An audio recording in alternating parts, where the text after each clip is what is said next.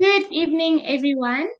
Welcome back to Dr. Rafael Beolchi for another amazing webinar that he will be presenting for us tonight. Just a little bit of background. Dr. Rafael majored in dentistry from the University of Sao Paulo in Brazil in the year 2000.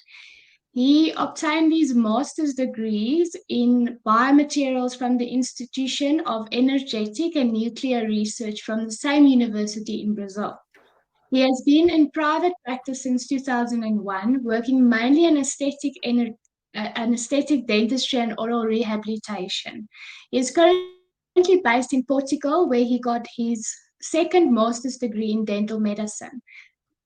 Thank you for the amazing opportunity again tonight to share your knowledge with us, Dr. Rafael. Jeline, The thank you so stage is much. yours.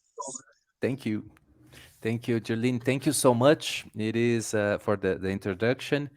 It is good to be back. So we had a first lecture last week about several topics and posterior restorations and everything. So hope you guys have enjoyed. So for whoever is coming back, welcome back. It was lovely having you last week. It is lovely having you here again today. For whoever is coming for the first time, also welcome. And as I mentioned last time, this is a lecture. I like both lectures, but I need to be honest. This one is one of my personal favorites. This topic we're going to talk about is one of my personal favorites. It is not like it's not okay. The title is like curing. Of course, we're going to talk about like curing, but I want to talk about like cure, what it brings to us, what it is, how it changes what we do when we understand that, and how important this lecture is in that sense.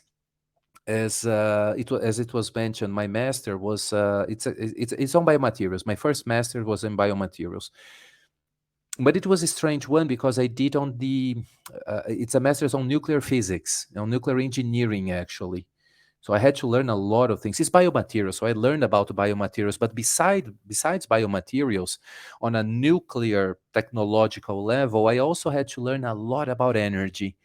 And that's when I fell in love because I applied all that knowledge. I applied to like curing, to how we dentists, where do we apply that? Where energy becomes something so important. Like curing is that, and this is what this lecture is gonna be about. How like curing, understanding that and knowing what we do impacts clinically our everyday life. So, with all that being said, let me share my screen so you guys can see what I'm talking about. Hopefully, you can see the same thing that I'm seeing, which is the first slide, probably, right? I guess. Can we? Yes, we can Okay, super. And probably we see can it. Yeah. also see this little change here, right? So everybody's seeing the second slide as well.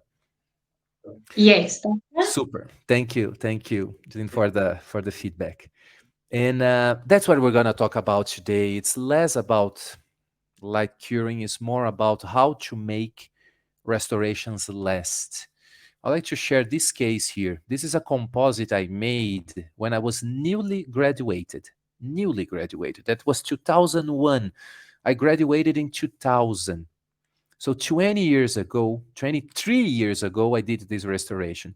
2021. So after 20 years, I did the restoration. The patient came back. Of course, she came back many more times. But she came back and she said, Doctor, I don't know, this restoration is not looking so good anymore, and I'd like to have it changed. And I asked if there was any sensitivity. There was no sensitivity, but of course we can see here, rookie mistakes. We can see exposed denting here. We can see tertiary denting. So the tooth is defending himself, but there's no sensitivity, but there is exposed denting. Why is that? It was a too thin composite restoration here. We can see leakage here. That was not caries. But I did that. Which composite? Z100. Which lamp? A halogen lamp. The technology we had available 23 years ago, like a quarter of a century ago. I removed the whole restoration so we can see in some regions tertiary dentin. So it's a good dentin. We talked about tertiary dentin last week, how good it is for the tooth and everything. We can see a shallower restoration on the second molar, a deeper restoration on the first molar.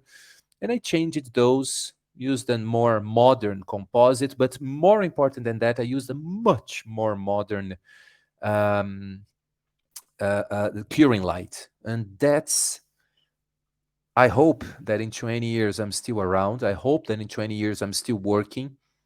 And I want to compare how this restoration that I did in 2021 will look like in 2000, I don't know, 41.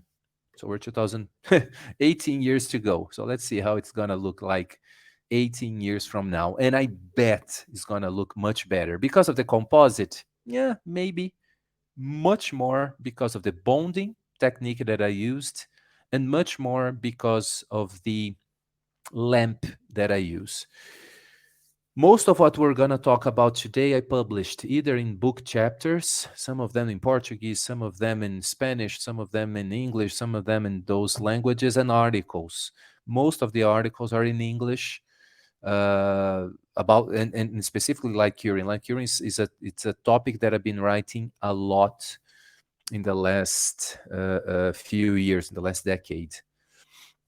I'll be more than happy to share. Another case I'd like to share, it's a diastema closure I did. So it's a simple composite restoration I did in 2011. This one is younger. So I did this one in 2011. And this is how it was looking also in 2021. And we're going to see this case in a deeper way. Along this lecture, we're going to talk about this case, how it was looking, and what do I did to change and to save the composite. One of the main things when we're talking about today is that composite failures, how much they fail, and usually it's because of secondary caries. As we can see, Dr. Richard Price, I'm going to talk a lot about him. Dr. Richard Price is from Canada, and this image here is from Dr. Richard Price. He works he teaches and lectures in Halifax in Canada. And today, I think there's nobody in this planet that knows more about light curing and dentistry than him. And that's why I'm going to mention him so many times. And there's so many good articles from him. This is a beautiful, okay, it's not a beautiful picture, but it is in the sense of we can see secondary caries, caries underneath a composite restoration. A lot of us, we tend to blame what is happening here on the composite, and we tend to say that it is the composite's fault when it is not. Probably what happened here is that this composite is poorly cured. And if a composite is poorly cured, it's not the composite's fault, it's our fault, because we sometimes take things for granted, and we can take light curing for granted, specifically in class 2. Also on anterior restorations. This is a case on the anterior, on the left side of the screen, we can see the anteriors. That's a patient I took care in 2000, I don't know, 14, 15 maybe, 14 probably. And we're looking at 2-year-old composite restorations in there. So she comes to our office complaining about those restorations. First thing I do on these incisors, the first thing I do is asking her, how old is this composite restoration? And she told me it's 2 years old. So it was 2014. They were made in 2012. So this is inexcusable. There's no excuse why a composite should look like that only after 2 years, and even after 10 years, and definitely shouldn't look like that. What we're going to talk about today, and if you guys remember, anyone that joined us last week, remember that I said there's a little prize. It's a virtual prize. Again, it is a virtual prize. It's a virtual gift besides the CE points. But there's a little gift I want to share at the end of today's lecture, because at the end of today's lecture, we're going to talk about some things that we should understand and change, some things that we should understand and we can change as operators, at whoever is doing the curing. So it's simple things. We can fix that if we're doing the curing, if our assistant is doing the curing. But we also going to talk about the device. On the operator side, we're going to talk about 3 little things. On the device side, we're going to talk about four little things. If we understand those seven things that we're seeing at the screen, and we're going to do that in this hour and 10 minutes that we have, an hour and 20 minutes that we have together, I think I can do that in an hour. Um, we're gonna have a much better cured composite. And why all my paranoia about curing a composite? Because a properly cured composite lasts longer. And the another problem, we can't differentiate a properly cured composite from a poorly cured one immediately. We only see the difference when they age. And the younger one, the younger, sorry, the poorly cured one ages way worse than the other one. So that's why it's fundamental to understand those seven little topics. So let's start with the first one, stability and angle. Let's talk about this angle. You're gonna see real time what happens. So you can see the graph. It's a video. You can see the graph, how it drops as we increase the angle, how much it drops in terms of power. So, talking about numbers, we have a light that was delivering on an average 1600, so 1600, 1600 milliwatts per square centimeter. That's how strong this light is. When we increase the angle, the total power decreased by 75%, decreased to 400, from 1600 to 400. So it decreased 75% because of an increased angle. So it's fundamental. Light doesn't make curves. Light travels on a straight path. So make sure light is traveling on a straight path all the way down to the composite, all the way down to the bonding agent we're using. Make sure of that. And the other thing is, light only cures what it reaches. So we need to keep, to stabilize the lamp. We can't dense the light. And you can see there on the mannequin, on the typodont, a little movement, very common movement that a lot of colleagues, a lot of dentists, a lot of assistants, they do that. How much light is lost when we keep on gliding the tip? So first thing, stabilize the lamp. Make sure light is traveling on a straight path.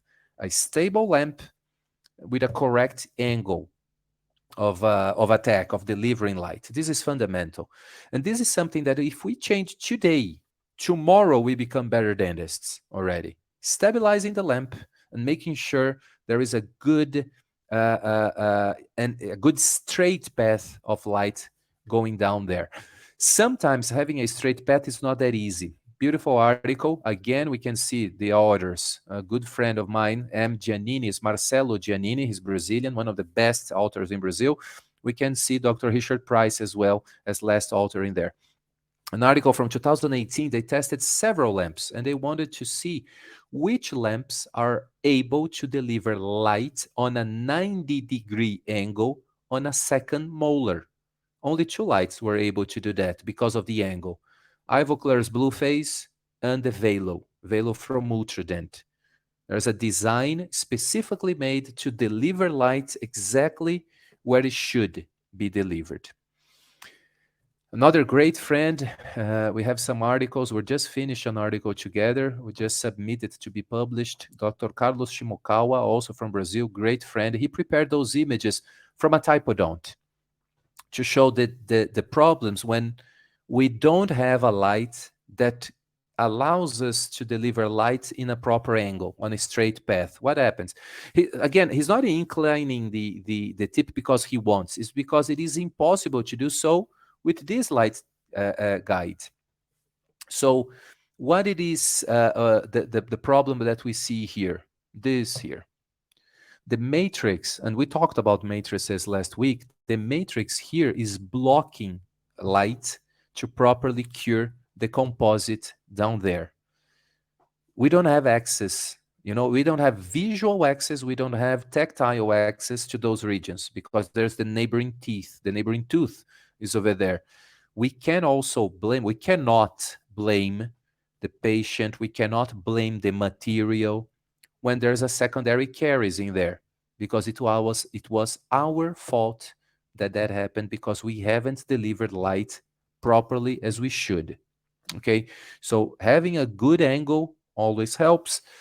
In case of doubt, at least try to get a light from the sides, from buccal and lingual. So an extra light from buccal and lingual, we know it helps as well. So if you're, it's impossible, if your light tip doesn't allow you to a proper angle, at least from the sides. A broken tip and a dirty tip, okay, I don't even need to talk about those. We know there's a lot of light that it is lost, so we need to protect light, but the wrapper, so the protective membrane, needs to be properly attached. It needs to be really well adapted to the light. So it can't be loose, and the tip cannot be dirty, cannot have debris or anything like that on the light, because we lose a lot of light. So when we're talking about the operators, ourselves or our assistants, and I'm gonna be honest, I do my curing, not my assistant. I do my curing. What do we need to remember? Stabilize the lamp, so do not dance with the lamp. Make sure that the light, it is perpendicular, so light is traveling on a straight path down to the composite, down to the bonding agent, down to whatever you're curing down there. And the tip needs to be clean, needs to be protected, and needs to be, it cannot be broken. It needs to be sound, it needs to be perfect. Okay, if we do that, by tomorrow, we're already doing better for our patients. Okay. Now, let's talk about what depends on the uh, um, on the device. On the device. What depends on the device, I'm going to divide in 4 topics. And the first 2 topics, they're a little bit more complicated. The second 2 topics, I think they're a little easier. First thing I'd like to share is this. When we're talking about how much time we need to cure a composite, it is a tougher discussion than only saying, hey, it's 20 seconds. Hey, it is 40 seconds. Hey, it's 10 seconds. Hey, it's 3 seconds. It's 5 seconds. Why is that? Because we need to add something to the discussion as well. We know that as light travels through distance, there's less light that reaches the destination. And this is easy. You can shine, the flash on your cell phone, and you can do that. The closer the flash on your cell phone it is to your hand, the more light it has. When you increase the distance, you decrease the amount of light at your hand. So we can do that. So when we're talking about lights, we need to understand also what we're curing. Are we curing something that it is closer to the tip, like a class 3, like a class 4, like a veneer? Or are we curing a class 1? A class 1 is 4 millimeters, on average, 4 millimeters away. Or a class 2. A class 2 on an average is 8 millimeters away. So that's why I'm going to talk a lot about that. When we're curing 0 millimeters is like a class 3, it's like a class 4, it's like a veneer, or a class 5. When I talk about 4 millimeters, when I talk about 4 millimeters, we're going to talk about a class 1, a simulated class 1, and 8 millimeters is a simulated class 2. Okay, those numbers also, it was Dr. Richard Price who first proposed them. There are variations. Sometimes we measure 0, 5, and 10 millimeters, sometimes 0, 4, and 9 millimeters. So there's variations. Dr. Miriam Turbino, she wrote this article, the last author, she wrote this article in 2007. She wanted to know what happens to light when we increase distance and on micro hardness. So what happens to the composite when we increase the distance? Ideally, micro hardness should not decrease. Micro hardness is an indirect way of measuring if a composite it is more cured or less cured. So that's what she did. She measured micro hardness after curing composites that were cured closer and further away. What she noticed is that when increases, when there is an increase in distance, there is a decrease in micro hardness, which means that when there's more distance between composite and the light, composite tends to cure less, which is unexcusable. Again, and Rafael, then you might ask, Rafael, why would I increase distance? Not because you want, it's because it is simply impossible to get closer. As I said, 8 millimeters, this it is on a class 2, this is already happens if you touch the tip of the cusp. So it's not that we want to increase distance, it's because we can't go down there. And what it is alarming in this article is that what she found out that any distance bigger, larger than 3 millimeters, remember a class 1 is 4 millimeters. So any distance more than 3 millimeters on a 1 millimeter thick composite, not 2 millimeters thick, 1 millimeter thick, any distance above 3 millimeters, there was already some challenges to the curing of this composite. So that's why so many composites out there are poorly cured. And of course, we always tend to think that this is our neighbor's problem, not ours problem. But this is science. This happens with every single body out there. So, what I would like to talk about, these 4 topics that we need to talk about the device, I'm going to divide those 4 topics. We're going to talk about the first 2. We need to understand the light as a source of energy. The second, the other 2, the final 2, we're going to talk about light as wavelength, light as color. And that's the easiest one. Light as energy. So let's talk about light as energy. How much time do I need to cure a composite? So I need to start somewhere, and I started with 20 seconds. Why is that? Because most composites from most companies out there, most colors of most composites of most companies out there, they're gonna tell us 20 seconds. You need 20 seconds to properly cure this composite. Okay, 20 seconds. But then my question is, which light? So how do I know if my light is the light that they took into account? You know, the manufacturers, composite manufacturers, they have zero idea of which light you're using. So they have no idea. Hope, they hope that you deliver the amount of energy that it is required in those 20 seconds. Because who cures the composite is the energy of the blue light that we deliver to the composite. How much energy, and that's how we measure if the composite is cured, how much energy was delivered in those 20 seconds. To give it a number, it's more or less, it is around 16 joules per square centimeter. That's what really cures most of the composites. So this is important. There are some composites out there, they don't cure with 16 joules. They cure with 12 joules, with 10 joules. What happens to a composite that needs 10 joules if I deliver 16 joules? Nothing. If I deliver extra 6 joules, there's no problem. Problem is if I have a composite that needs 16 and I deliver 10 joules. So 16 is an average number. It's only that. It is an average safe number. And that's what we need to do on those 20 seconds. That was the companies, when they tell us, hey, you need 20 seconds, they hope that our light, our curing light, is able to deliver in 20 seconds 16 joules. And the big question is, how do we know? How do we know if we're doing that? Well, if our lamp has 800 milliwatts per square centimeter, then it takes for this lamp 20 seconds to deliver 16 joules. Okay?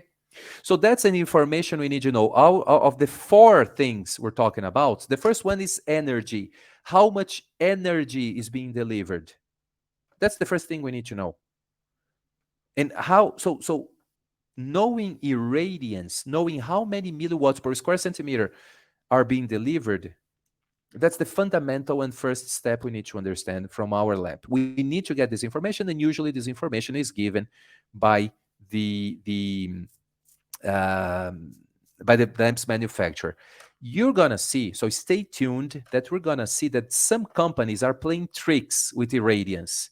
So that's why we need to skip irradiance and talk about energy, but I will talk about that later. For now, what we need to understand, a lamp with 800 milliwatts per square centimeter takes 20 seconds to deliver 16 joules. Let's say, hey, Rafael, my lamp, you remember I just showed a lamp that was 1600 milliwatts. So how do we do the math in here? It's very easy. You cut all the zeros out. 2 times 8 equals 16. You remember the lamp that I showed? It was 1600 milliwatts per square centimeter. How do I know how many seconds this is gonna take to deliver the 16 joules? It's super easy. Cut the zeros out. What number times 16 equals 16? That's right. 1 times 16 equals 16. But you need to give the zero back. So with twice the power, you need half of the time to deliver the same 16 joules. So you can cure a composite with 10 seconds, but you need to deliver twice the power, twice the irradiance. Okay? What if I use a halogen lamp, the lamp that I used on the first case I showed, 400 milliwatts? What number times 4 equals 16? That's right, 4. 4 times 400 equals 16. You need to add the zero back. So if I have half of the power that most companies think, they don't know, they think that I have, and they think that I have 800. But let's say if you're still using a halogen light, that it is 400 milliwatts per square centimeter and takes you 40 seconds, takes you twice 20 seconds to deliver that. Okay? Because you're delivering half of what most companies think you should be delivering.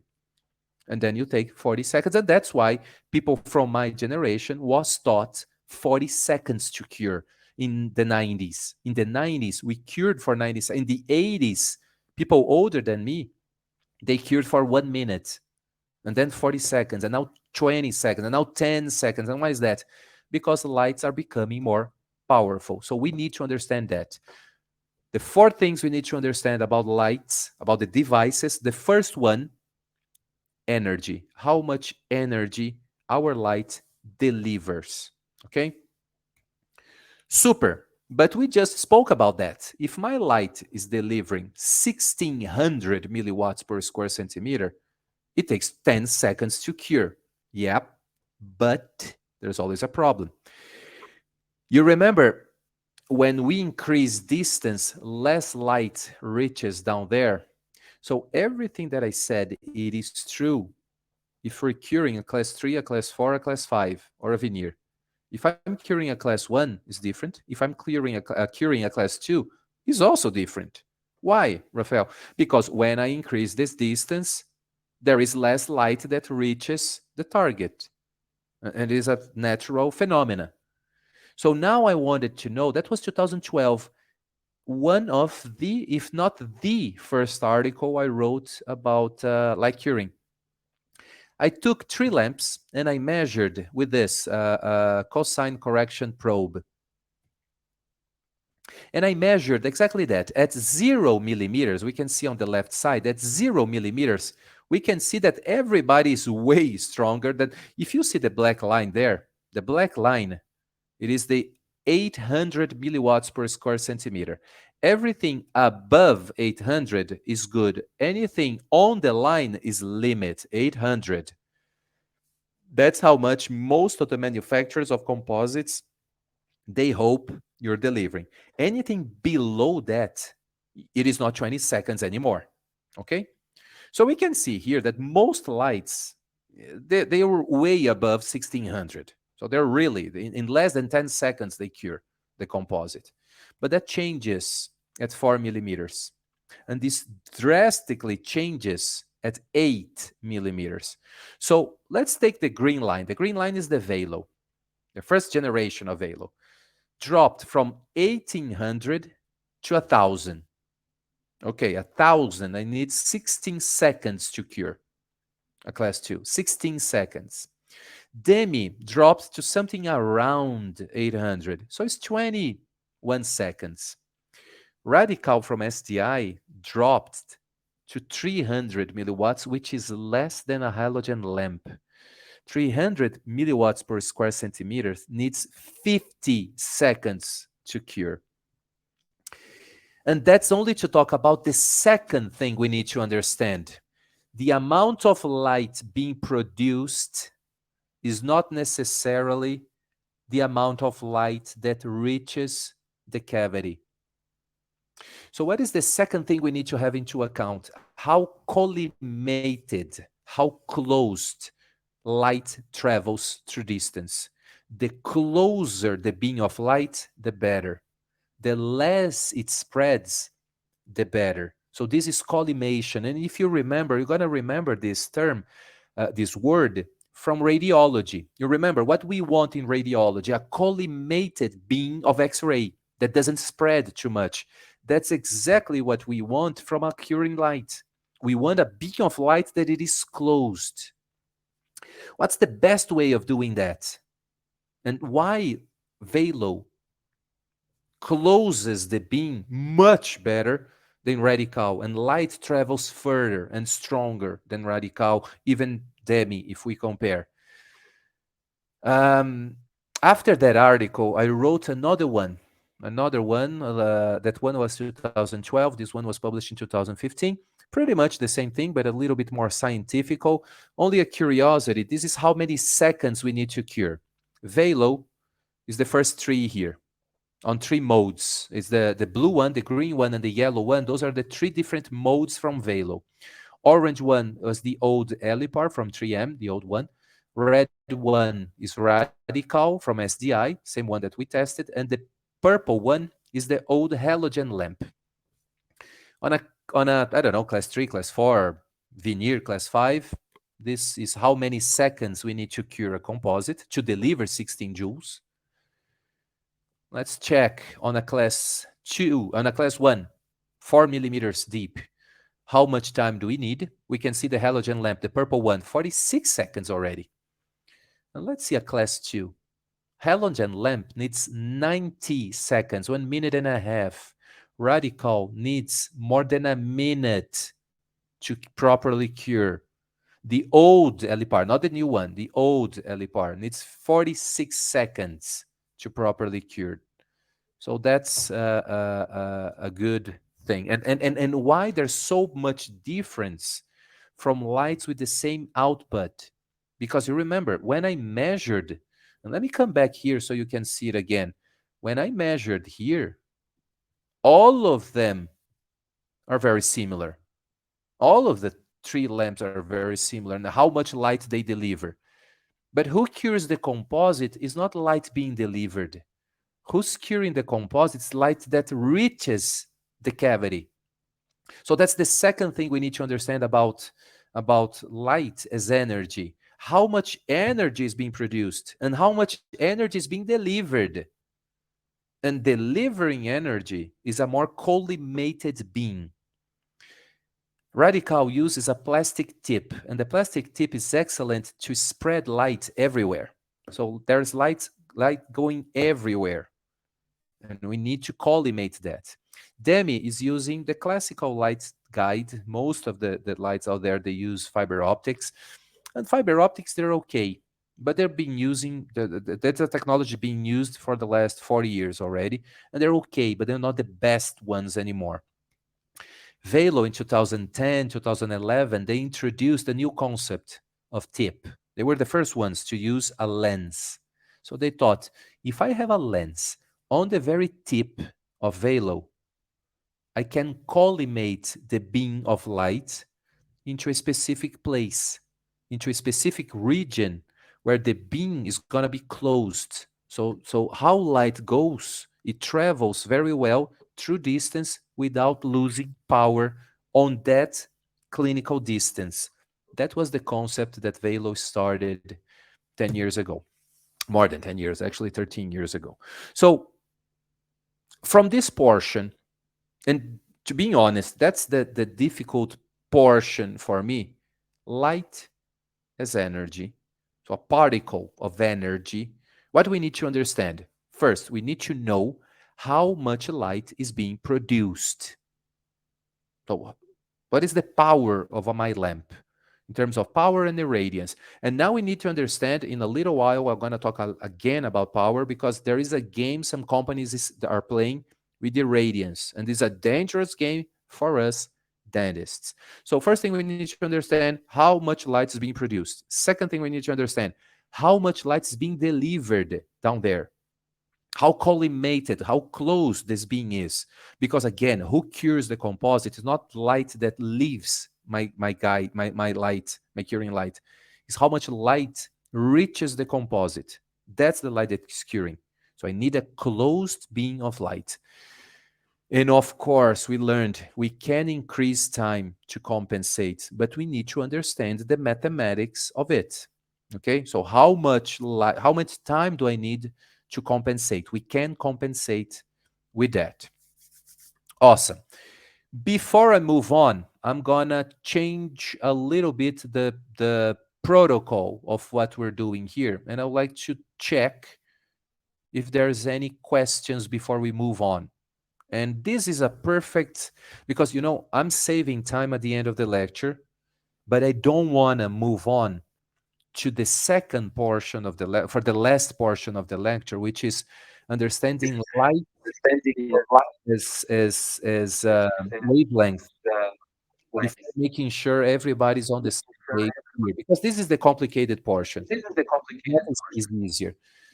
So, Berlin, I don't know if there's question. Let me check the chat. If you have any questions, Yeah.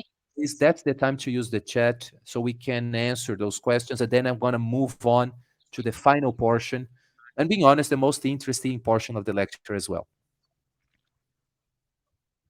So, doctor, there is already one question. Someone is asking, is there such thing as overcuring a That's the composite? Yeah, I just saw a question here. That's the good news. There's no overcuring. There's no overcuring. So we there's no risk for the composite to be overcured. When in doubt, give it more light. But there's one thing to have in mind: the composite doesn't suffer, but how much is enough? So we need to know that. If we're because let's say again, let's take this lamp here. Let's take this lamp. Let's take radical, the red one. Radical here. I have a lamp that cures a composite in less than 10 seconds. If this composite is a class 3, the same lamp needs 50 seconds or a minute to cure a class 2, which is 6 times more. So how do we know? How do we know if we're delivering the right amount? We need to understand that. First thing, how much light is being produced and which kind of tip is attached. How much light is being lost on a class 2, on a class 1. So we need to recognize any lamp that has a plastic tip, I would change tomorrow. I would change it tomorrow with a plastic tip. With a fiber optics, okay, most lights, they have fiber optics there, out there. So what I would have into account, is this fiber optics able to deliver light on a 90-degree angle on a second molar? Because if it is not, then we come back to the first portion of the lecture. And if it is clean and it is everything. And also, lastly, knowing that it is not the best way to deliver light nowadays. Nowadays, the best way is a lens. It's a lens. There's a second question, not directly related to the first portion, but very good question. Oh, Julian, it is the echo is again there. The second Do you question want to read the is, question, doctor? oh yeah, I can read. Yeah, I can read it. I can read it. Second Okay. question: can the curing light's low battery affect its curing efficacy? It can, depending on the light. High quality and usually more expensive lights, it doesn't. So I'll give an example. Velo, it doesn't. So Velo knows, and Velo, if there is a little device on Velo, a electronic device that measures and see how much energy there is in the battery. If the battery it is going low, before it depletes, Velo, even easier. The light that comes from Velo, it's always the same amount. If there's no energy on the battery to deliver that right amount, Velo shuts off. That happens with some other high quality lights, but the cheaper lights, it doesn't. Radical is a good example. Radical doesn't have this kind of thing. So the amount of light diminishes as the battery is dying with Radical. With Velo, that doesn't happen. Does the light damage or hurt the nerve? The nerve, I understand it is the pulp. If we cure too close, very nice question. Good news about that is that there is no report of that happening. There are very nice studies from a good friend actually in Brazil, some very four, maybe five already good in vivo, not in vitro, in vivo on patients. This has been measured over and over again on patients, and usually there is no risk. There is no risk for the pulp. Gingival tissue is another story. We need to protect gingival tissue, but for the pulp, there's not too much problem in that sense. Okay, for the pulp, we need to protect gingival tissue, but again, it's not that the pulp is indestructible as well. So we need to, again, if we know the dose, that is the best. So knowing how much light is being produced, how much light is being delivered, how much light gets down there. If we know those things, there's no preoccupation. There's no, we don't need to be worried about anything happening to the pulp, to the gingival tissue, and of course, to the composite. We make sure that composite is still properly cured and that we're not hurting or harming anything alive down there. Okay, so now on to the final portion of the lecture. I want to switch tracks from light as energy. Now I want to talk about this. Probably you guys can see my screen again. I want to switch tracks. We're still going to talk about light. We're still going to talk about blue light. But now I don't want to talk about energy, how many milliwatts, how much is being produced, how much is reaching or being delivered to the cavity, to the composite. I want to talk about light as wave, color. I want to talk about the colors of blues that we use. The most common used photoinitiator, and who are the photoinitiators? So CQ. CQ is camphor-quinone. It's an acronym for camphor-quinone. Photoinitiator actually is the translator. What we're talking about translation here? Camphor-quinone is the agent, is the chemical agent responsible for translating a physical energy into chemical energy, physical energy from the composite into chemical curing energy. Who does that? The photoinitiator does this translation, gets energy, so he speaks energy, but he also speaks chemistry. So he translates physical energy to chemical energy from blue light to curing. That's what the camphor-quinone does. But camphor-quinone was not the first one. The phosphine oxides were the first ones in the 80s. And phosphine oxides, they have some better characteristics, some worse characteristics, but they were built before. So which color of light do we use? We all know that we use blue for curing. We use something around 465 nanometers. And why we use this? Because that's the color camphor-quinone is sensitive to. That's the color. 465 nanometers. Okay. Problem with camphor-quinone is the camphor-quinone doesn't do the job itself. Camphor-quinone doesn't cure the composite itself. Camphor-quinone needs the help of tertiary amines, and they're very yellow and they change colors over time. So camphor-quinone, there's those problems. They're yellowish, they change color, and they're not very effective in curing. Phosphine oxides are great. Phosphine oxides, they cure better, but they don't cure with blue. They cure with violet and ultraviolet. There is a problem with violet and ultraviolet. What is this problem? It doesn't penetrate too much. So we can have thick composite layers. And that's one of the problems with this. But phosphine oxides, they cure better. They have better color stability, and they don't need tertiary amines. So this is something only to discuss. We don't have an ideal photo initiator. We have one that it is good on some things, bad on others, and another one that it is good on other things, but bad on some. So they complement each other. The most used photo initiator nowadays, most used is camphorquinone by far. But there are lots and lots and lots of composites, lots and lots and lots of cements that also use phosphine oxides or some kind of hybrid of those to polymerize. Okay? So camphorquinone works in a way with blue light. Phosphine oxides works in another with violet and ultraviolet light, and both they have pros and cons. Okay, they're different ones, but they have pros and cons.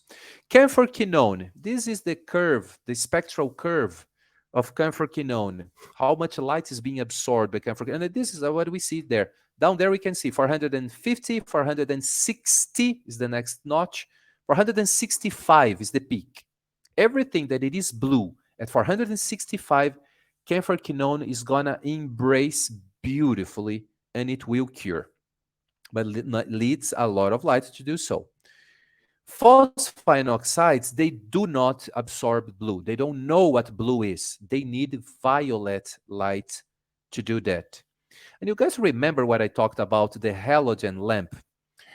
Any people, any other doctor that it is my generation or before remembers, because I use that light in my office for many years, like a good from 2000 to 2005. I use those this kind of lamp. Those are the halogen lights, and we can see on the graph the orange line is how weak they were.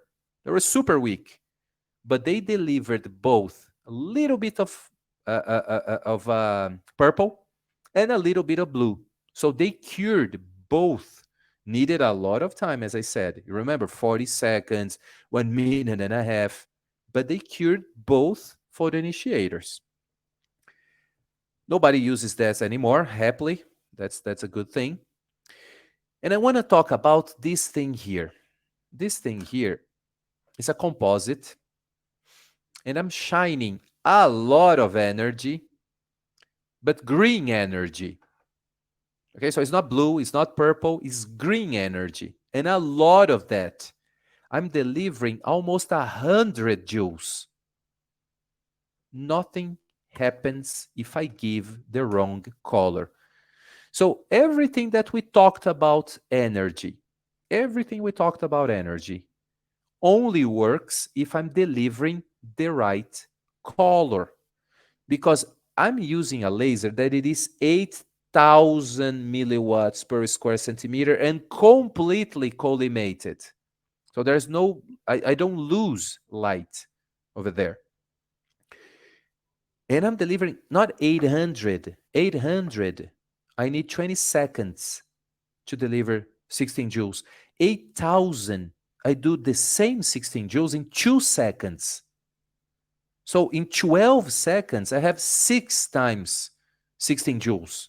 I have 96 joules of the wrong color.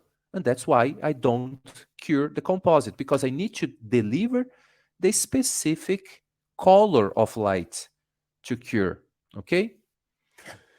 In dentistry, when we start using LEDs, we start using a more pure blue. And using a purer blue, when we gave up on using halogen lights because they were weak, we start using stronger lights. But some of those lights, they only deliver blue. Actually, not some, most of those lights, of the LED lights out there, they only deliver blue. So they only cure camphorquinone. Any material you're using that does contains other photoinitiators, if your light doesn't have an extra purple LED, it will not cure. This is something some curing lights, so Velo, it's a good example from Ultradent. Blue Phase from Ivoclar is another good example. They have a violet LED, and this violet LED is made to cure any phosphine oxide, any as also it's called secondary or alternative photoinitiators, alternative to camphorquinone. So that's why some lights, they are called polywave. Again, the best examples, Velo and Blue Phase.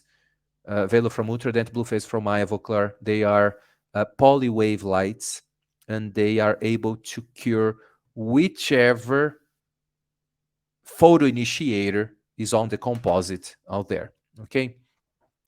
Beautiful article from Dr. Richard Price in 2006.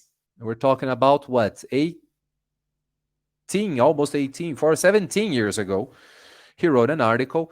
17 years ago, it's only good to remember there was no Velo, there was no Blue Phase. So he used another light called Ultralume. We can see the little picture of Ultralume down there. And Ultralume already gave violet plus blue. So it was blue and violet. And what he wanted to know? He wanted to see what happens to some composites that he didn't know what would happen. So he cured some composites with blue and then blue and violet.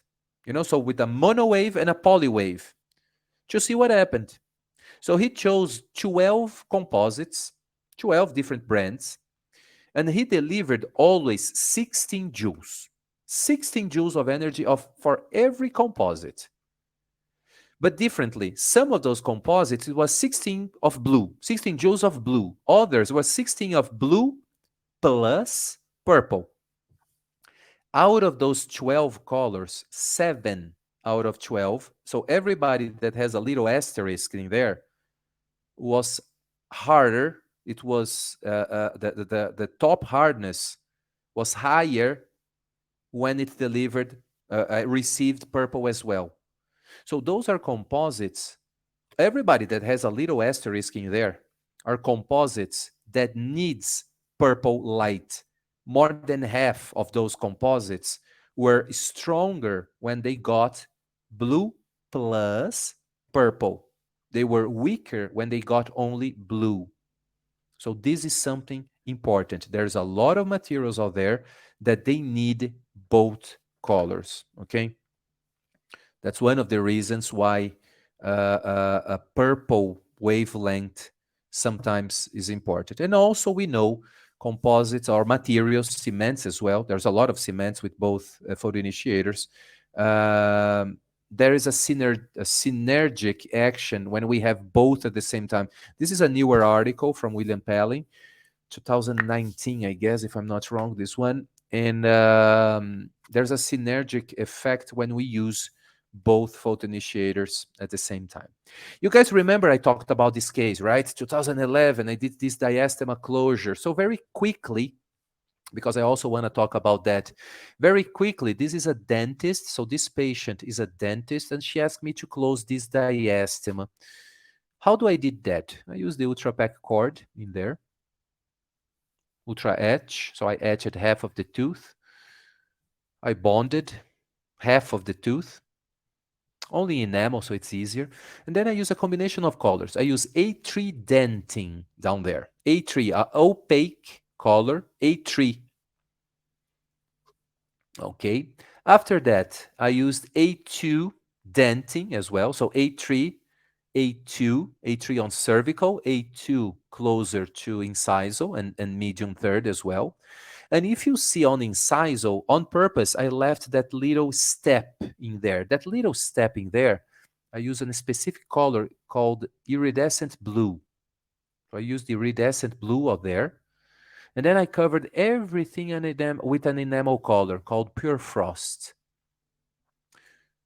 Exactly everything I did on this right, the left, the patient's left incisor, I did on the right as well. Same thing. So A3, A2, iridescent blue, a transparent color, and then a translucent color, which is the enamel color on buccal. Finished composite restoration. This is immediately after, sealed with PermaSeal. Every composite I do, I seal with PermaSeal, posterior composite, anterior composites. This is on buccal, how it looked like. And this, I'm sorry, it's in Portuguese, final polishing after 2 weeks. So I gave a final polishing that was after 2 weeks. And we can see on a closer look how it looked like. I published the case in 2013, I guess. Yep, 2013. The before and the after. The same picture, a little bit more dramatized, and the same picture even more dramatized. Is only to say everything we're seeing on the mesial is artificial, everything on distal is natural. So even when we dramatize a lot the picture, we still can get very good results with composites nowadays. Okay, that was 2011. And that's the composite restoration after 10 years. And this is a composite I cured with Velo, with the first generation of Velo. It was the first generation corded Velo, first generation of Velo. And we can see that after 10 years, it is looking okay. The composite is looking okay. Patient comes back and I want to check, see how the composite is going. And there's some attachments that we can use on the Velo that are built on the new Velo X. So the Velo X is going to be launched in a little while. I guess next week is going to be launched. It's the third generation of Velo. We can do that with the regular Velo. We can do on the new Velo X. It's built in on the new Velo X. What I'm using here, I'm using a black light directly from Velo to check on the composite. And I don't know if you guys can see these little black lines on the composite on the right, on the number 11, 1, 1. There are some black lines. So composite on number 11 doesn't look as good as in number 21. So let's take a look. I'm going to try another lens. This is the translume lens, and I want to see the composite. We can see some cracks, so the patient is not getting any younger. The patient is aging, of course. All of us are aging, and it is very common to have those cracks on enamel. They're very easy to visualize, very helpful. This is a lens very helpful to show patients what it is happening to their teeth. But we can see there the little stains on number 11, on the composite on number 11. So this is a composite that is not aging as well as the other one. Interproximal lens is a little injection of light. I can change, and we're going to change the slides here, how dynamic it can be. Again, let's do it again. How dynamic, depending on which inclination of light we use, how dynamic the image becomes. Very good. Again, for transillumination, we can use a different color here, or we can use white light. Those are also built in on the new Velo X. The white light lens is something that the Velo has as well. So besides being a curing light, I can also have a source of white light with the old Velos, and also with the new Velo X. And this is not any white light. This is a pure 5,000, between 5,000 to 6,000 Kelvin light. So this is the most balanced white light we can have. It's a simulation of daylight, of sun light, and specifically daylight. In other words, any restoration you do, ceramic, composite, whatever, that looks good under this light, it will look good under any other light. After all this diagnosing, what I said, it's a superficial staining. A superficial staining, and I can get rid of that superficial staining with a proper polishing technique. And by proper polishing technique, I've been using a lot of those. Hope they are available in South Africa because they're super good. They're called Diffie Naturals. So it's a spiral. It's a double-sided spiral. So we have bristles on both sides. So it's a stronger one. The good thing about those kind of spirals is that we can apply a little bit more pressure and there's no problem because the spiral absorbs this pressure. And we can use the medium, which is the yellow, and the fine, which is the white one. After using that, I use diamond polish. Diamond polish is a diamond paste from Ultradent as well. And there's two sizes. There's two sizes of the diamond grains, 1 micron and 0.5 microns, also known as 500 nanometers. So it's very small. It's a very small particle. It's barely, we can barely see it. So fine it is. Very good to polish as well. So this is the final polishing procedure in 2022. Those are pictures I took last year, 11 years after I first made the composite. This is a patient, only as curiosity. This is the old velo.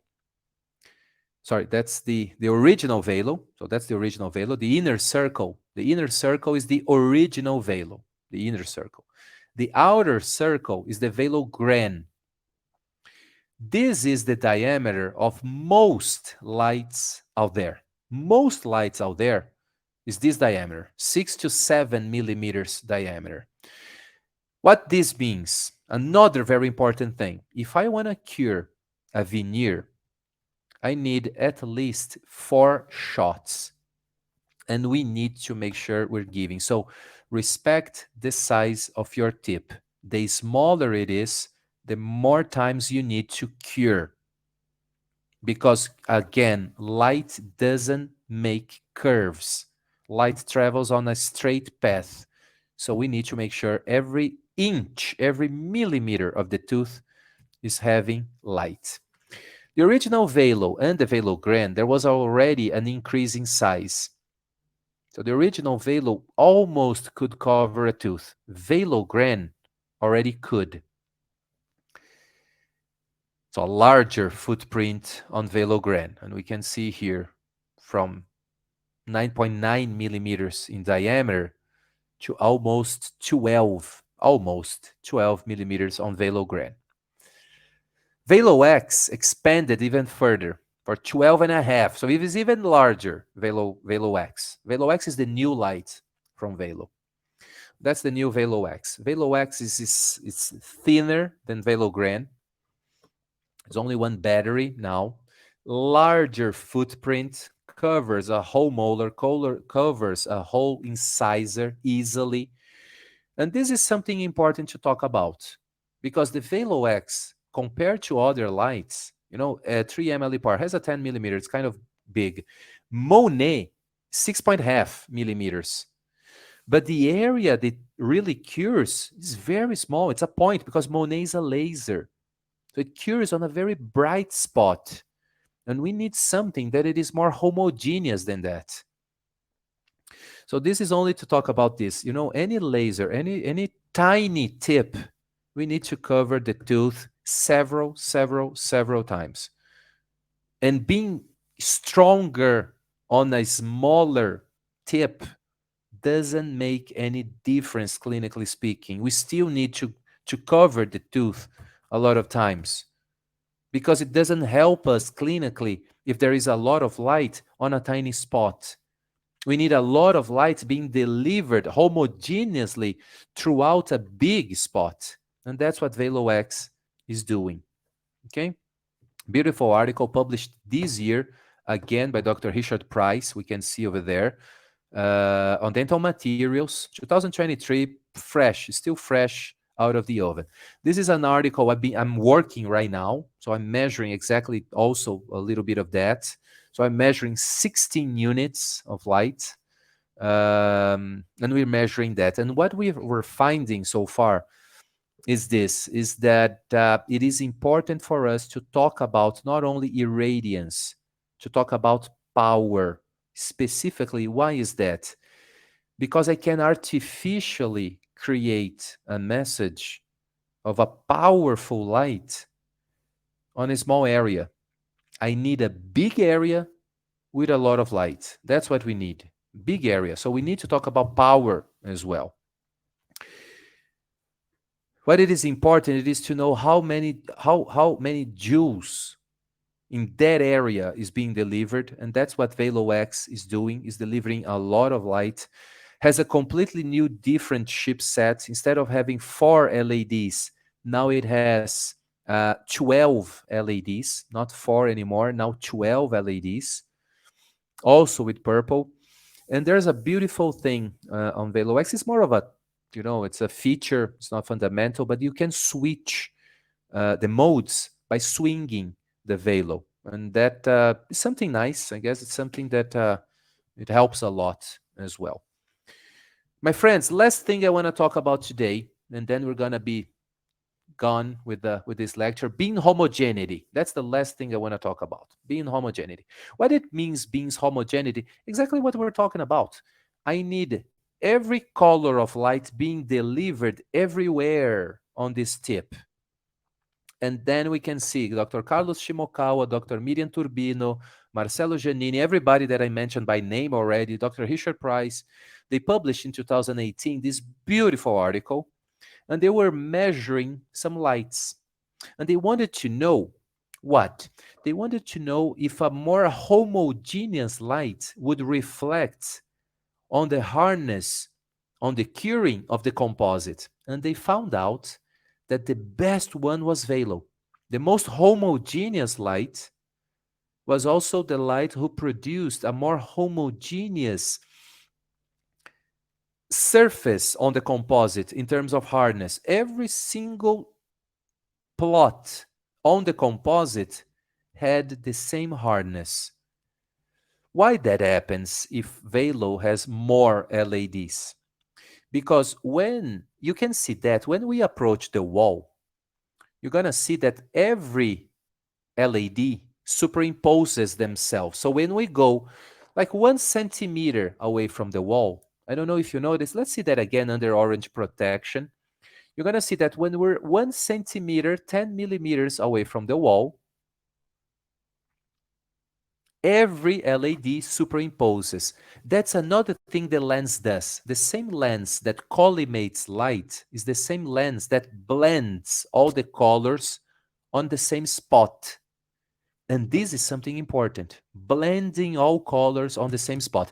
Of course, this only happens on a clinical distance. On 1 centimeter, 10 millimeters is already collimated. Okay?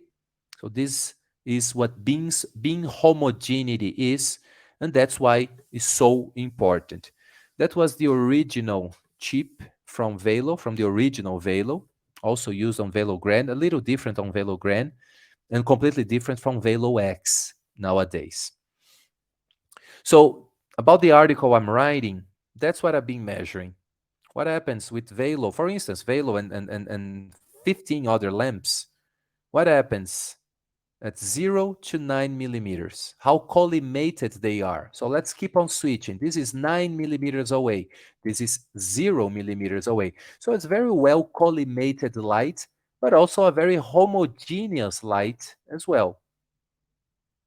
Now let's see an older model of blue phase. This is an older model, still being sold in many countries. I don't know South Africa, but still being sold in many countries. This is the blue phase. Blue phase doesn't blend all colors. So we can see the two higher peaks are blue and the weaker one is purple. They're not mixed.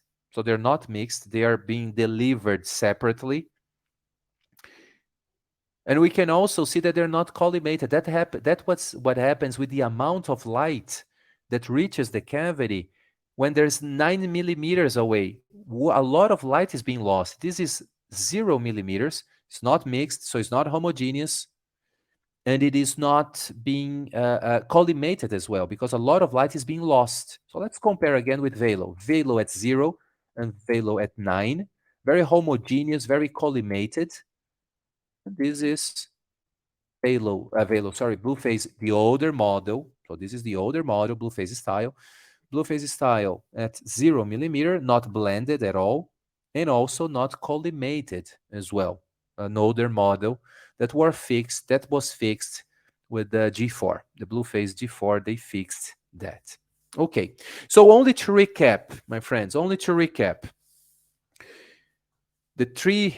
two things we talked about, operator and light. Operator, remember to stabilize your lamp and make sure that the light is going perpendicular because light doesn't make curves. So you need to deliver a perpendicular light. Stabilize, make sure it reaches there, and a clean and protected tip.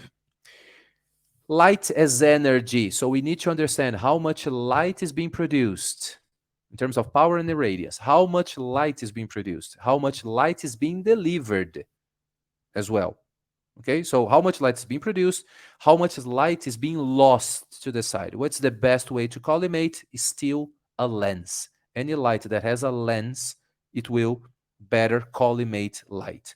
So of course we can increase time, but we need to know how much. So we need to know those basics there. When we switch tracks to energy as colors, as wave, you remember the purple and the blue, the need for different wavelengths, the need for different colors, blue and purple, it's a hidden reality. So there's a lot of companies using two different photo initiators and not telling you anything. Remember the article from Dr. Richard Price from 2006. 7 out of 12 composites needed purple and became better composites when purple was shown through them. Okay? And this is a very important one. Whichever color is being emitted, it needs to be homogeneous. It needs to be all over the tip. So this is fundamental. Another thing that the lens helps in doing. And if we're not delivering the proper colors that are needed, you cannot increase time. So also remember the question that we just got. Can we increase time? We can increase time in terms of power, in terms of color. If that composite needs purple and you're delivering blue, you can have that light shining for 40 minutes if you want. It will not photo initiate the other photo initiator that it is there. So we can increase time when it comes to energy, not colors. Okay? My friends, if you are still alive and if everybody is still here, I would like to open these final minutes to questions. And I would also like to give the price that I was talking about. If you understood that light can behave as energy Energy. and the same light can behave as wave, this is basics quantum physics. I'm not even kidding. You just had a basic quantum physics lecture on on a Wednesday night. That's how far we dentists were came already. So you can tell that to your patients. Yeah, you know what? Yesterday I had a basic quantum physics lecture to understand this blue light thing in here. That's how far we walked in this last 13 years of specifically the last 5 years. That's how much we in dentistry we know. So congratulations to you all if you survived your first quantum physics lecture. And remember, I'm not kidding. This is a basic quantum physics lecture. Which is a quantum physics is understanding that a photon, light, can behave as a wave and can behave as a particle. If it is a particle, it's energy. If it is wave, it's different colors. Now, I would like to see how is the chat going, if people are still alive. Doctor, I only see one question that you have not answered yet. It's asked, how does the Dens Plus Corona Smart Light Pro compare to the Velo?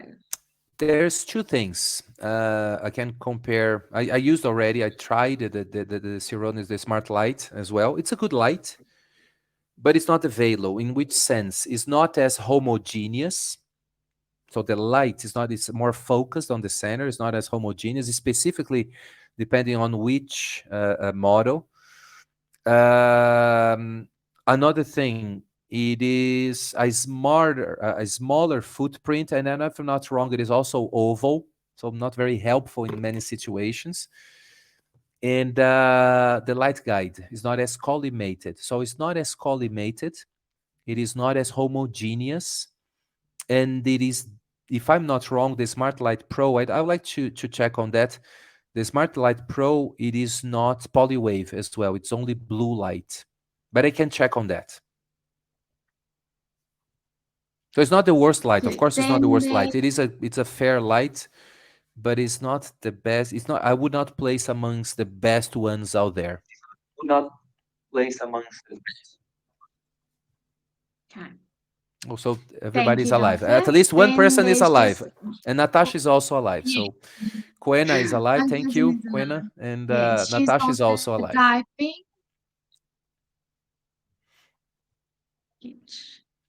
So Dr. Robin Jenkins, any Okay, so the advice?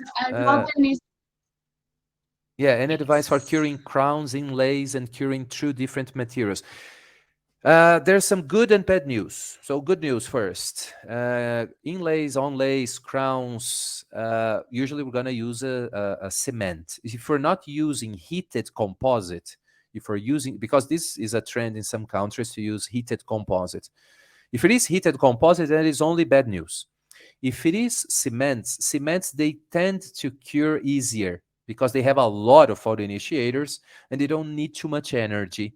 The only thing we need to pay attention is how thick they are and how opaque they are. Of course, the more thick, the more opaque, we need to compensate a little bit. Um, so we need to make sure of that. So inlays, onlays, thinner onlays, thinner veneers, it should not be a problem, especially if we're using cements, resin cements. If anyone is using heated composite as a cementing agent, then you really need to increase the time because heated composites, they are composites anyway, and they need more light than cements usually. Cements usually they're gonna need 5 to 10 joules. Composites needs 10 to 15 joules. So we need to deliver that, and the thicker and the opaquer this indirect ceramic restoration is, less light reaches into the material. So we need to compensate. A question from Dr. Natasha. Does the Sirona Sirius chair screen light have purple light in? Natasha, I'm pretty sure they don't. But if you allow me, as we speak, I will Google that to make sure. Let me make sure I'm giving you the the right answer.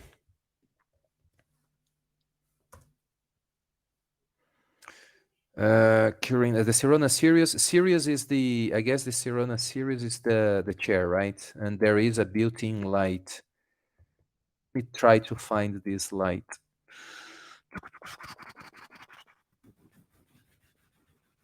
Okay, the Sirona Sirius, yeah, pretty much it doesn't. Smart Light Pro. I have the Smart Light Pro here. And I have the dental chair. I don't know if the internet will give me. I never tried the Sirona Sinius, by the way. It's not Sirius. Sinius. But probably not. Sirona Sinius benefits. Yeah, probably not. But I'll need to check on that. But I'll need to check on that. Dr. Raphael, Yeah, yeah. will you please just put on your screen your email address again? Then, Oh, of if course. some doctors does not ask questions, then they can just email you, Oh, by the way, where please. is my email? It's not here, right? Let me. Wait, what's my email? Let's. It's over here. Over here. Over here. Over here. Here it is.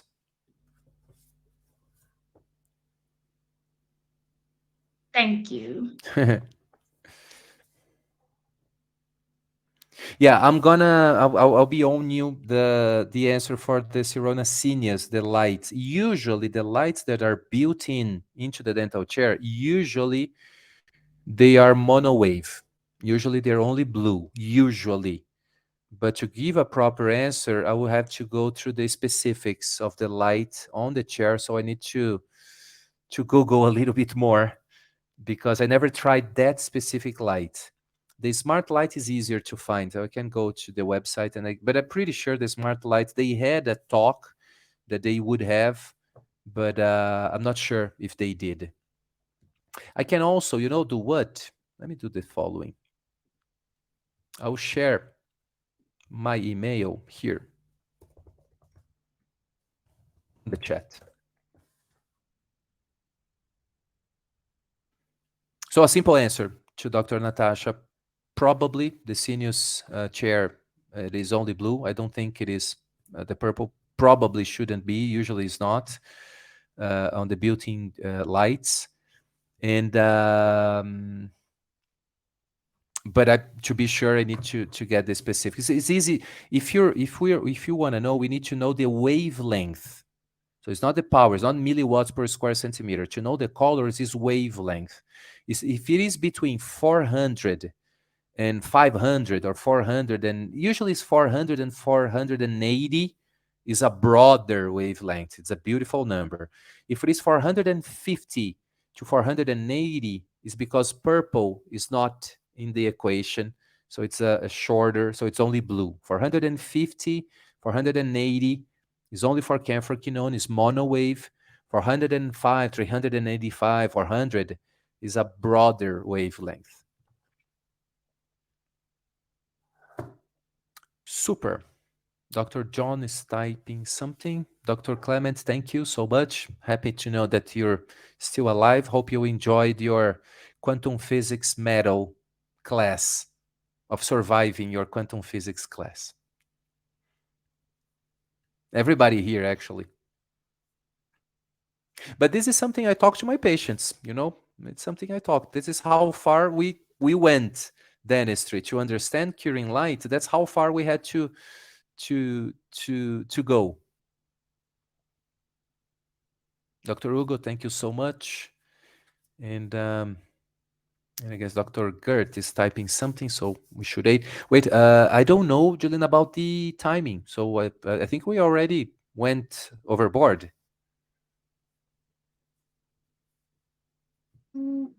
We are now about just over an hour and no, sorry, just around an hour and 20 less than an minutes. hour and a half.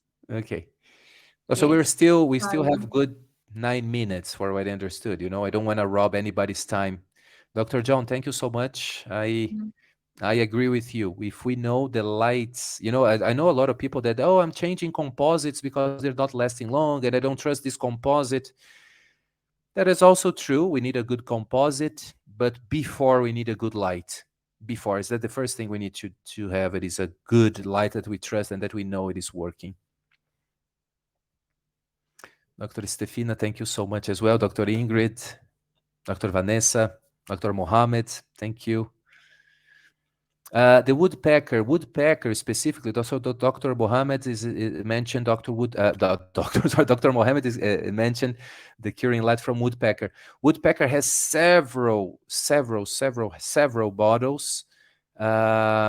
Usually they are not weak, so usually they offer a good amount of light. What they don't have that it is so good, it is the tip. Usually the tip is small. It's a fiber optic tip, most of them. I don't know if that's the case on this one. So not the best collimation, not the best homogeneity either. And some of them that I tried, they had a problem with the battery. A question that we had before, they had a problem with the battery. As the battery is draining, the amount of light is also diminishing, which is not ideal. But depends on the model, because there's so many models from woodpecker, it's hard to keep track of all of them. Dr. Juanita, thank you so much. From Namibia, awesome. Dr. Hilma, thank you so much. And Dr. Irma as well. Namibia, I don't know how how do we say Windhoek? How do we pronounce the capital? Windhoek. I think you are referring to Windhoek in Namibia. Oh yeah, what's the capital of Namibia? How do you pronounce the capital? Chantal. I don't know how the right I forget. pronunciation is. Namibia, Windhoek. Windhoek. There, Chantal will come up. And save us. Windhoek. Okay, I'm doing the difficult She will questions save now. me. She will save me. Yeah, it's Windhoek. It's Windhoek. It's Windhoek. Windhoek. So Is I was Windhoek correct. or is Yes. Windhoek? No, No, Windhoek. It's very Dutch Van- community, so it's in Afrikaans, Windhoek. No, I don't know. Like Dr. Van- Cynthia mentioned Windhoek, and that's the one I thought I knew, but I don't know my African capitals that much. So we pronounce so Dr. Windhoek. Stefani Yes, said Human is spelling is saving me exactly the here. same. Human, thank you. hook. Also, I forgot to thank the most basic of courtesy. I forgot to thank you guys from South Africa for the invitation, the opportunity again, and I forgot to thank Human from Ultradent from the invitation as well. And Human just texted me saying it's pronounced Windhoek. Windhoek. Windhoek. Oh yeah, so pronounced Windhoek. Very good to know. So now I know a little bit more or a little less. Yes, German. I had a patient in Brazil, German patient. He was born in Germany. When I was in Brazil, he was born in Germany. He was raised in Namibia. Great person. But he lived a lot of time in South Africa as well. And I remember he was from Namibia. He was raised in Namibia, so he studied in Namibia. German patient, very nice. Married There's a to a Brazilian patient as well. Wind corner, good there's a to know. Now I'll never yes. forget. So, I just so wanted to bring Human it is up. telling the same thing, yeah, as Dr. Petrus. It Okay. is very windy in Windhoek. So thank you so much. Thank you so much, everybody, that it is talking about the presentation. Thank you so much, Jessica and everybody that helped me with my geography. It's a topic that I like, so. And I don't know if there's any other light curing question, because I already did my share of geographical questions. I don't want to rob people's time.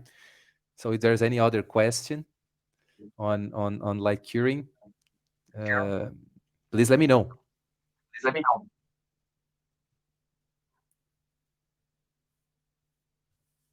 Doctor, can I ask you a question? Of course. You prefer cordless or corded curing lights? And why? If I don't need it, I always preferred corded because it was lighter. More, it was skinnier as well. I prefer the cordless. The battery operated one was good to transport. So for the courses, I prefer the cordless. On my office, I prefer the corded. And the good thing about the Velo X is that you can choose. So the Velo X, you can choose if you want battery operated or if you want to use corded. Dr. Hugo made a very good question. What is the lifetime of Velo curing light? I bought mine in 2011, still working perfectly. It's working perfectly. So it's delivering the same amount of light because I measure and I have access to this measuring very fancy and very expensive measuring devices. And I've been always measuring my lights. It is 12 years old. This light is 12 years old and it is working just as it was out of the box.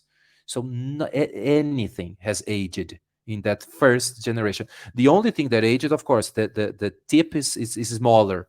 So it is the only thing. But Dr. Hugo, it is still the same thing.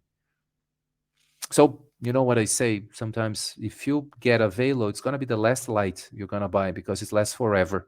If you treat it as it should, lasts forever. The circuits doesn't age. It is corded. My first one is corded, still working. So Celeste just said it is 5-year warranty, and being honest, it could be more because it doesn't break. As Human said, is the Volvo of curing lights. For Which interest, by there's the way, a I'm video driving a on Volvo. My Volvo is 2011 as well. Because it doesn't break. just For interest sake, the doctors can go on YouTube to go see the cool video that Viola was sent into space. If you remember that video, Which video? Which there's video? a video that they send Oh, Viola the up Velo. into space with Yeah, with the the atmospheric balloon. tracker. Yeah, and they dropped. And you know that when it dropped right into a rock, and then it fell on snow. So it fell head first Yes. on a rock, and then it fell on snow, and they had to went twice to that place. They went the first time, they couldn't find because there was snow everywhere, so it was under the snow. And they came back a second time to try and find, and they found the Velo, and it was still working. It's a nice video. It's probably on YouTube.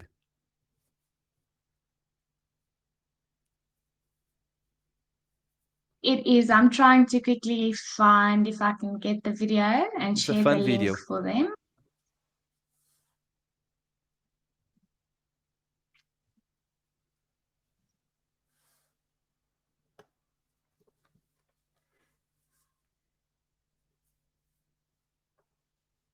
Ah, here it is.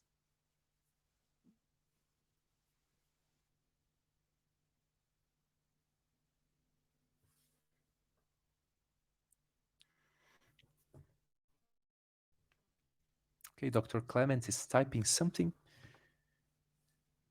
That's exactly typical dentist. I'm very conservative. For some things, for most things, I'm very conservative. And anytime I think about, I'm gonna change my Volvo, I said, yeah, but it is working and it is safe, and there's so many small features. And exactly. But again, it is very safe. There's so many dentists that we have Volvos and old Volvos. But coming to lights is something that I learned. That's the video. Highly recommend people to check on this one. It's a nice one. It's a nice and fun thing they did with the Velo. They dropped with the atmospheric helium balloon. They dropped. I don't know how far it was. Like a lot from the ionosphere, or I don't know, stratosphere, and it fell. I don't know how many states they released in Utah, but it fell on Colorado, I guess, or I don't know where it was. Wisconsin, I don't know.